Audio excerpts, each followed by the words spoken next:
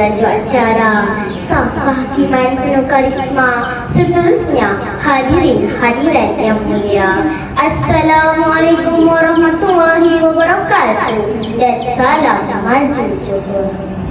Sinar ilmu ummah pelita, terangi hati, tingkatkan iman wanita hebat namanya Masyita. Mari dengarkan buat pedoman. Hadirin yang mulia, Masyita di dalam bahasa Arab bermaksud perempuan yang mengikat rambut. Masyita adalah kata perbuatan dari masyata, yang situ yang bermaksud mengikat. Hal ini menunjukkan Masyita bukanlah sebuah nama, tetapi adalah gelaran bagi perbuatan tersebut. Masyita juga dikenali sebagai tukang sikat rambut anak-anak Fir'aun. Siapa yang tidak kenal dengan Fir'aun, raja Mesir yang zalim, kejam dan mengaku dirinya Tuhan? Namun, tatkala orang sekeliling memperakui Fir'aun sebagai Tuhan, Masyita pula teguh beriman kepada Allah.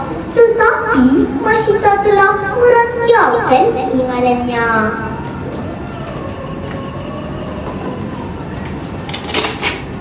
Suatu hari, ketika Masyita sedang mengisi ramu anak Fir'aun, tiba-tiba si kain pegangnya terjatuh. Lantas secara spontan beliau menyebut Allah. Perkataan Allah yang terkeluar dari mulut Masyita itu didengar putri Fir'aun. Lantas ia bertanya apakah maksud perkataan tersebut. Beliau menyatakan dengan tenang, Allah adalah Tuhanku dan Tuhan sekalian alam. Alangkah terkejutnya putri Fir'aun dengan penjelasan Masyita itu. Tidak disangkanya ada lagi Tuhan selain daripada Fir'aun. Maka dari situlah rahsia Masyita terbongkar.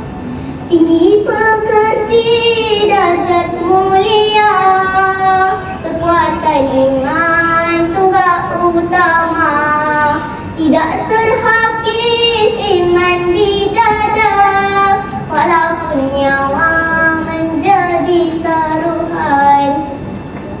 Sidang hadirin sekalian, berpadukan hadis Rasulullah sallallahu alaihi wasallam yang diriwayatkan oleh Abu Dawud yang bermaksud, jihad yang paling utama ialah mengatakan kebenaran, berkata yang baik di hadapan penguasa yang zalim. Kawan-kawan, berkatalah benar walaupun pahit. Sehingga kini masih terdapat diskriminasi berhubung isu pemakaian tudung di tempat kerja, terutamanya sektor penerbangan. Oleh itu, kita hendaklah berpegang teguh dengan syariat Islam dan mencari pekerjaan tidak melanggar perintah agama. Setelah Fir'aun mengetahui keislamannya, Masyita bersama suami dan 4 orang anaknya termasuk seorang yang masih bayi dihadapkan ke hadapan Fir'aun, lalu dipaksa untuk mengaku Fir'aun sebagai Tuhan. Dengan penuh keberanian, beliau berkata, Tuhan aku dan Tuhan kamu adalah Allah. Masyita berlapang dada menerima apa saja yang akan dilakukan oleh manusia yang kufur dan zalim. Sudah menjadi lumrah alam, manusia lemah akan terus ditindas dan disiksa jiwa dan hatinya. Kawan-kawan nak tahu tak apa yang berlaku pada Masyita? Hukuman yang akan dikenakan ke atas Masyita dan keluarganya ialah mereka akan direbus hidup-hidup. Masyita dan keluarganya diberi kata dua. Pertama, menyembah Fir'aun kembali, atau kedua, dihumban ke dalam kawah jika tersebut iman kepada Allah. Secara tegas dan tenang, Masyita menyatakan pendirian dan keimanannya. Mereka akan terus beriman kepada Allah. Lantas, Masyita dan keluarga dipaksa terjun ke kawah yang airnya menggelegak panas. Orang pertama dicangkak ke dalam kawah ialah suami Masyita, diikuti 3 orang anaknya. Anak keempat masih bayi itu dibiarkan berada dalam kandungan Masyita. Alangkah sedih dan sayangnya hati Masyita melihat suami dan anak-anaknya terkapai-kapai di dalam air yang menggelegak itu.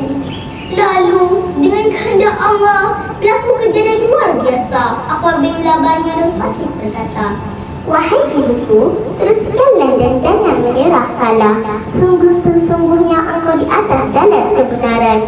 Masyita dengan penuh kehambaan atas sejud dalam bawah. Akhirnya, Masyita mati syahid kerana mempertahankan keimanannya. Ya kawan-kawan, peliharalah iman kita walau apa jua yang berlaku. Kes menukar agama sering berlaku pada masa kini, di mana melibatkan perkahwinan dengan orang bukan Islam. Peliharalah keimanan kita agar selamat dari siksa api neraka. Dalam perjalanan Isra dan Mi'raj, Rasulullah SAW telah melewati satu kawasan yang bau sungguh harum dengan bau-bauan kasturi. Kawan-kawan nak tahu tak dari mana datangnya bau wangi itu? Ya kawan-kawan, bau wangi itu datangnya daripada kubur Masyita dan keluarganya. A'udzubillahi minasyaitonirrajim. Wa'tasimu bihablillahi jami'an wa la tafarraqu. Sadaqallahul azim. Maksudnya, dan berpegang teguhlah kamu semua kepada tali Allah, agama Islam, dan jangan kamu berpecah belah. Surah Ali Imran ayat 103. Hadirin sekalian, kisah Masyita telah menjadi teladan bagi kita semua agar tetap teguh mempertahankan keimanan kepada Allah SWT. Oleh itu, janganlah kita mula terpengaruh dengan perkara-perkara melalaikan seperti menghadiri konsert, berjoget di TikTok, supaya kita semua terpelihara dari perkara-perkara maksiat yang melalaikan. Masyita adalah wanita pilihan demi akidah yang dipertaruhkan. Ayuhlah kawan, ambillah teladan. Itulah contoh mukmin pilihan.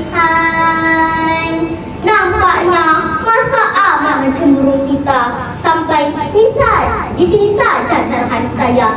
Izinkan saya mengundur diri. Wabillahi taufiq wal hidayah. Wassalamualaikum warahmatullahi wabarakatuh. Sekian.